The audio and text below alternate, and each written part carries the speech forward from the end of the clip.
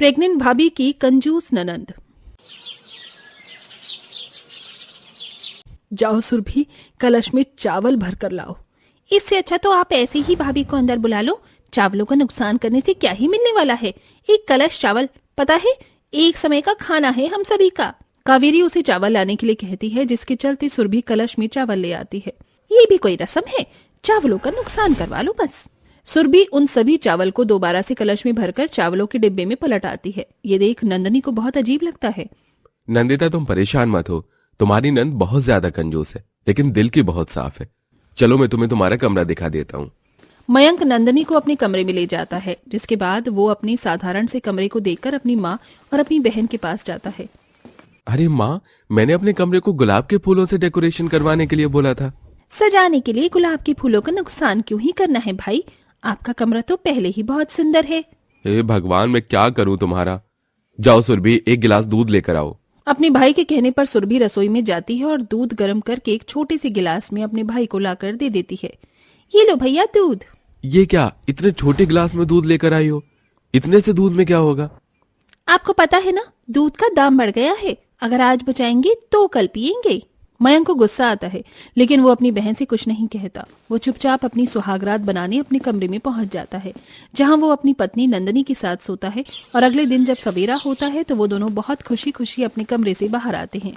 अरे इतनी लेट कौन उठता है भाभी? आपको तो सोचना चाहिए कि आपके ससुराल का पहला दिन है।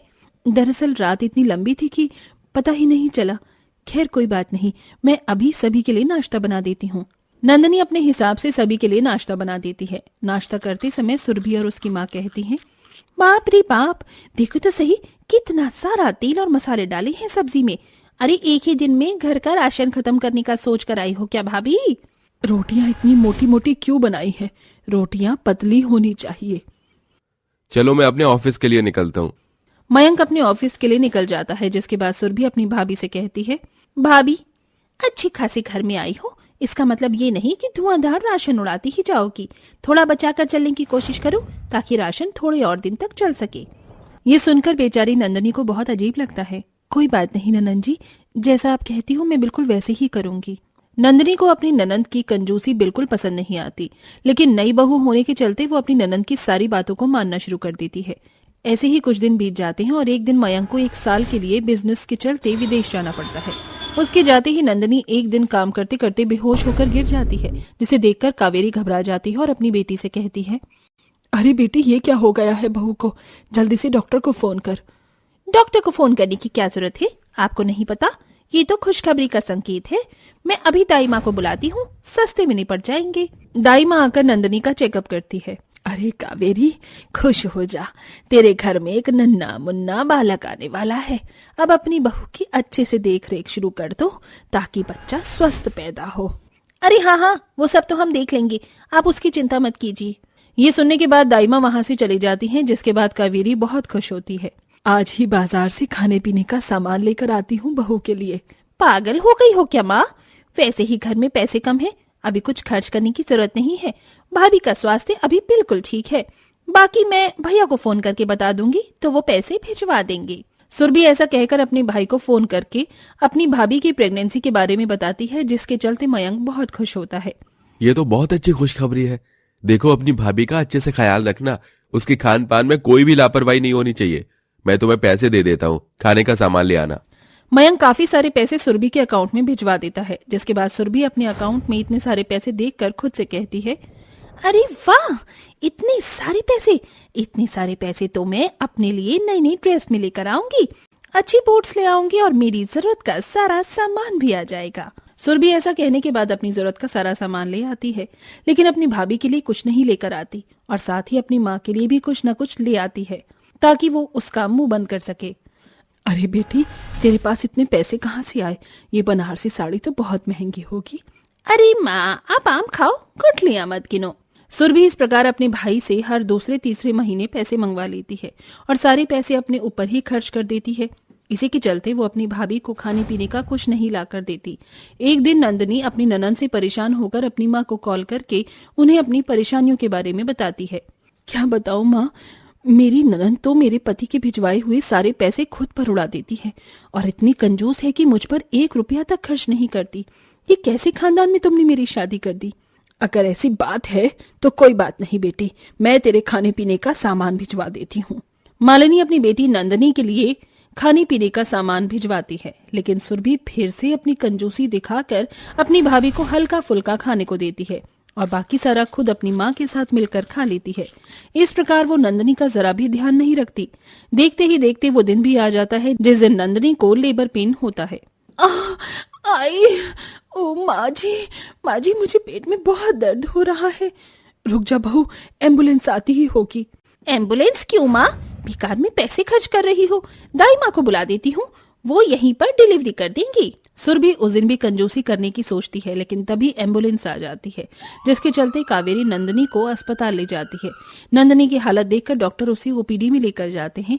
कुछ देर बाद डॉक्टर ओपीडी से बाहर आते हैं और सभी से कहते हैं, बच्चा इस दुनिया में आ तो गया है, लेकिन लापरवाही की वजह से आपकी बहू का बच्चा बहुत ही वीक है और आपकी बहू की हालत भी खराब है। पता नहीं वो बच्चा इस दुनिया में जी भी पाएगा या नहीं। हमने उसे मशीन में रख दिया है, बाकी अब ऊपर वाले के हाथ में है। डॉक्टर ऐसा कहकर वहां से चला जाता है, जिसके बाद दोनों माँ बेटी नंदनी के पास जाते हैं, जहां नंदनी गुस्से से उन दोनों से कहती है, देखा नंदन जी, आपकी कंजूसी की वजह से एक बच्चे की जान परा बनी है। अपने सारे पैसे अपने खर्चों में और अपने शौक में उड़ा दिए। मेरी प्रेगनेंसी के चलते आपने इतनी कंजूसी की कि एक बार इस बच्चे के बारे में भी नहीं सोचा। इसकी इस हालत का जिम्मेदार कोई और नहीं बल्कि आप ही हो। तभी मयंक वहां पर आकर ये सब सुन लेता है, जिसके चलते उसे अपनी ही बहन पर बहुत तेज गुस्सा आता है। ये क्या किया तुमने? कंजूसी के चलते तुमने अपने ही भाई के बच्चे के बारे में एक बार भी नहीं सोचा? सबकी बातें सुनने के बाद सुरभि को अपनी गलती का एहसास होता है और वो सभी से माफी मांगती है। मुझसे बहुत बड़ी भूल हो गई, मुझे ऐसा नहीं करना चाहिए था। मैं आप दोनों से माफी मांगती हूँ, मुझे माफ कर दीजिए। आइंदा मैं कंजूसी बिल्कुल नहीं करूंगी। सुरभि के माफी मांगने के बाद उसकी भाभी उसे माफ कर देती है, लेकिन उसके बाद सुरभि इलाज में कोई कमी नहीं छोड़ती। वो बच्चे का बहुत अच्छे से इलाज करवाती है, जिसके चलते 1 महीने के अंदर बच्चा बहुत स्वस्थ हो जाता है।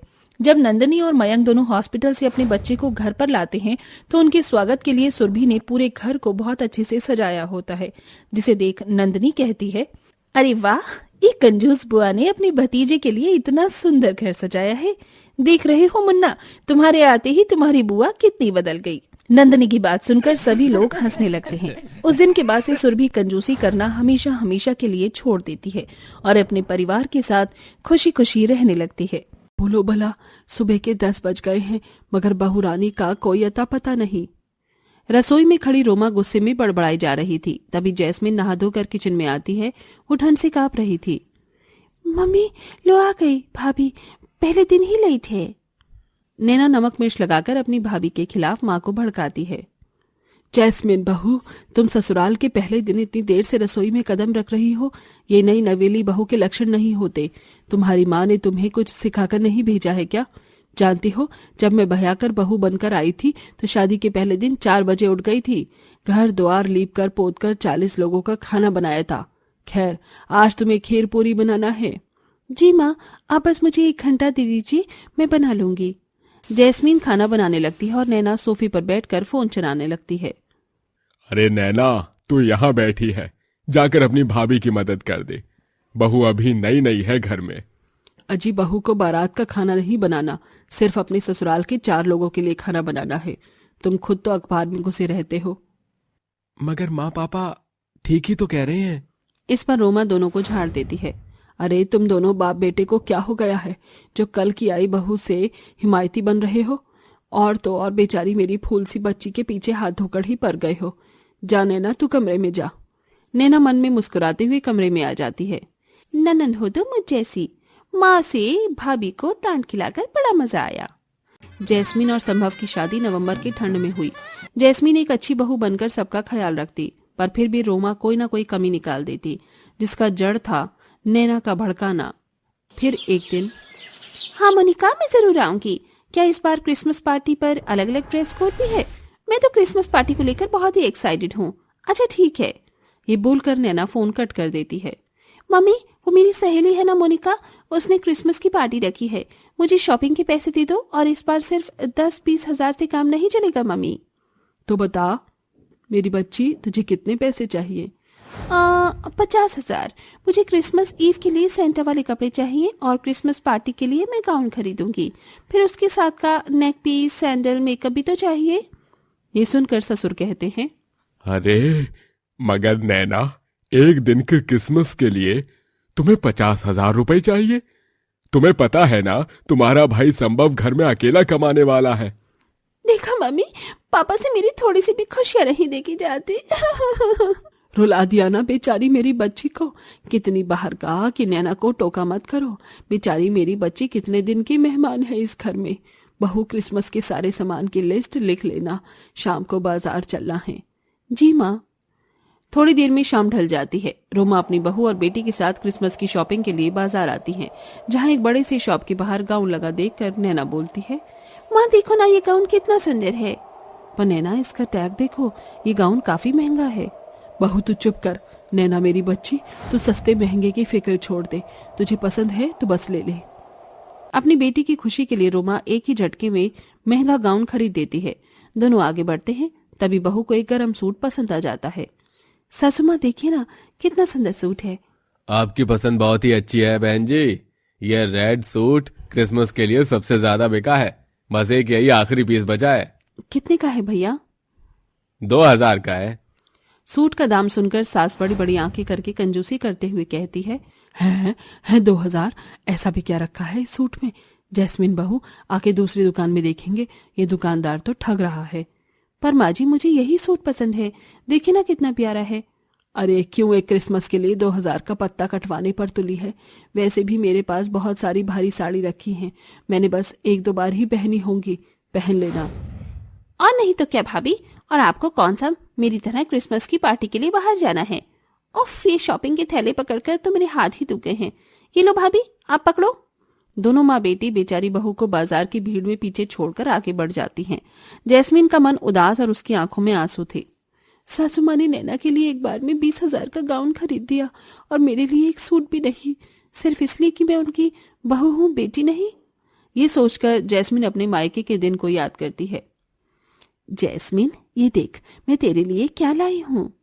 माँ, ये तो वही गाउन है जो मैं क्रिसमस के लिए खरीदना चाहती थी। पर माँ, ये तो बहुत महंगा था, पैसे कहाँ से आए?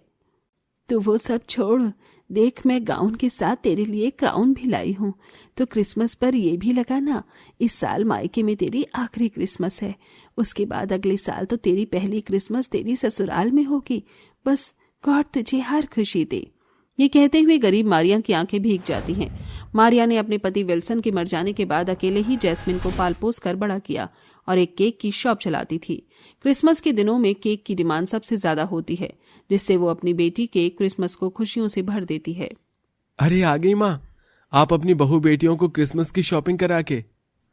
नैना सारा सामान खोलकर सभी को दिखाती है। अरे जैस्मिन, तुमने क्रिसमस के लिए कुछ भी नहीं लिया? संभव, वो मैं अरे संभव, तेरी बीवी तो बड़ी ही डिमांडिंग है। उसने क्रिसमस के लिए जैसे कपड़े चाहिए थे सारा बाजार छान मारा पर मिला ही नहीं। अब जा बहू, पहले ही बहुत देर हो गई है, जाकर खाना बना दे। रोमा बीच में ही बात काट कर जैस्मिन को भेज देती है।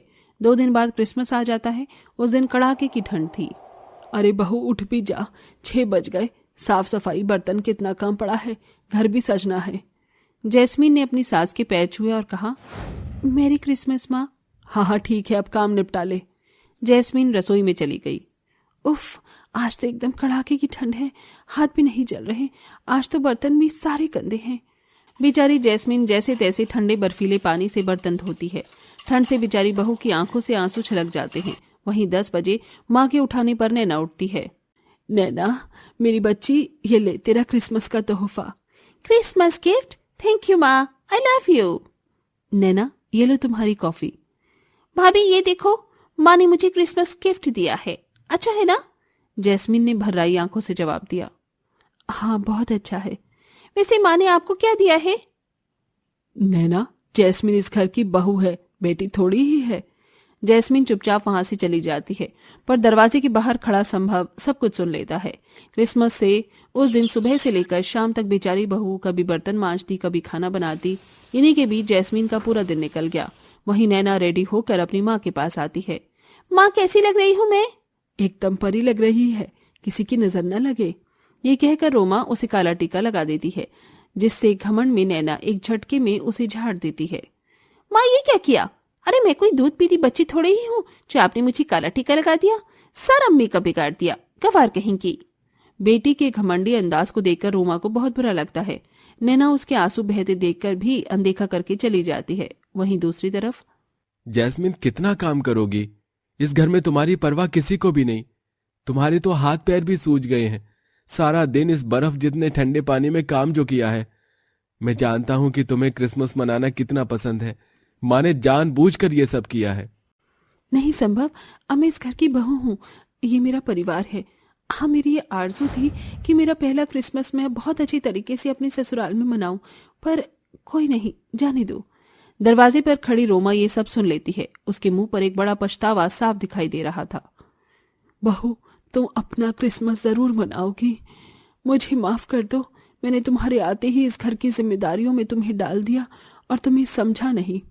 इसके बाद बड़ी खुशी से बहू तैयार होती है और जैस्मिन के हाथों से केक कटवा कर सब क्रिसमस मनाते हैं। आखिर में रोमा अपनी बहू को क्रिसमस का गिफ्ट भी देती है, जिसमें वही सूट था जिसे जैस्मिन ने दुकान पर पसंद किया था।